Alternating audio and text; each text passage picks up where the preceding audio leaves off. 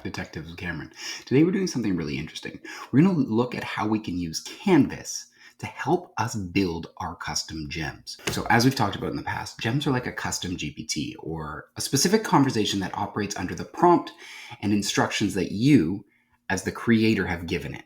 These are shareable and they have wide-reaching implications. Remember to always critically evaluate AI-generated content.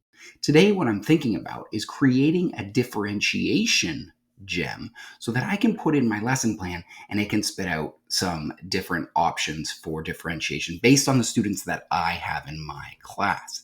Now, the trick here, and what I'm trying to pull behind the curtain, is how we can use Canvas inside of Gemini to help us build that prompt.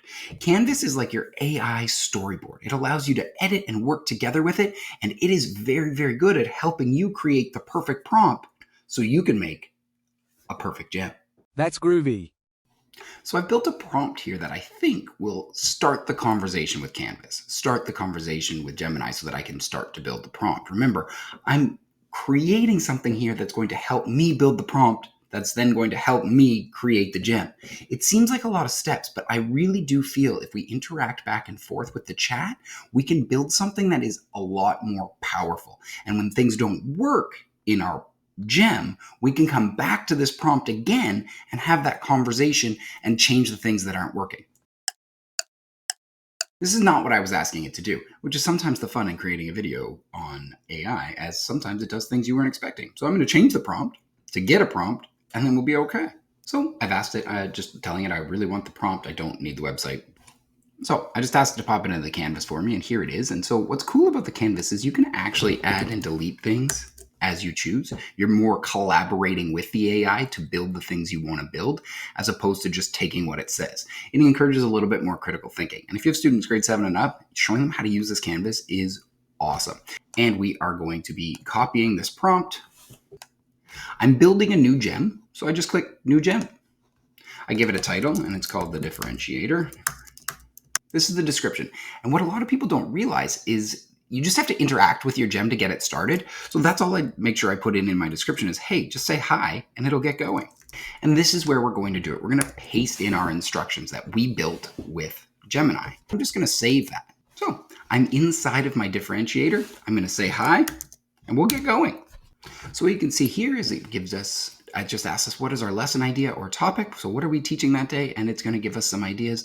I'm going to ask it to help me out with rocks and minerals, specifically the rock cycle.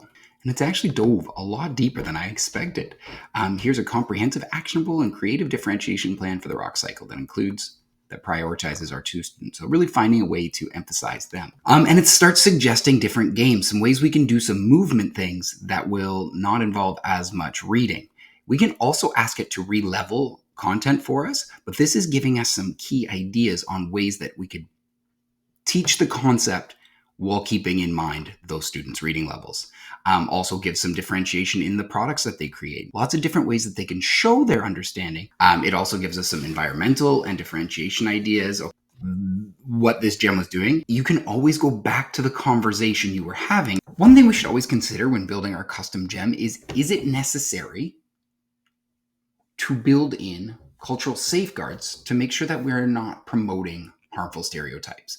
AI doesn't know right from wrong. It can't think critically. And so when I was building this one back and forth with differentiation, which may or may not be vital for this one, but it's a great way to show it, what it was able to do is together in our collaboration inside of here, we were able to build a cultural sensitivity and equity guideline for the gem itself, which really gave it more focus adhering to the principles of CRRP. So we're avoiding bias, we're not promoting generalizations, we are promoting diversity, and we're maintaining relevance. So making sure that you have that critical consciousness, one, to check everything that comes out, keep the human in the loop. Keep the human in the loop. But also making sure that you're building in the safeguards yourself to make sure that every step has been taken to make sure that we are not promoting any harmful stereotypes and not continuing and adding to any bias in the gems that we create. About how when you're thinking of a gem, maybe think, I'll go to Canvas and collaborate with Gemini to build the prompt so that the gem becomes amazing. Then when you have the gem and you love it, and you go into explore gems, you choose to share that gem out with teachers, staff, whoever you think would benefit from it. And you have those choices right inside of there. Hopefully we'll see you soon. Bye-bye.